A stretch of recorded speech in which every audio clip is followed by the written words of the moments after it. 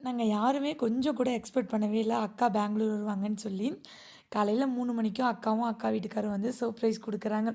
பார்த்ததுமே ஷாக் ஆயிட்டோம். ஆஃப்டர்நூனுக்கு மேல லஞ்ச் எல்லாம் சாப்பிட்டுட்டு ஃபீனிக்ஸ் மார்க்கெட் சிட்டி தான் வந்திருந்தோம். கொஞ்ச நேரம் சுத்தி பார்த்துட்டு போலான்னு சொல்லிங்க.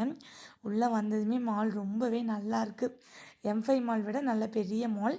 அதுவும் எனக்கு ஹோம் சென்டர பார்த்ததுமே பயங்கர குஷி ஆயிடுச்சு.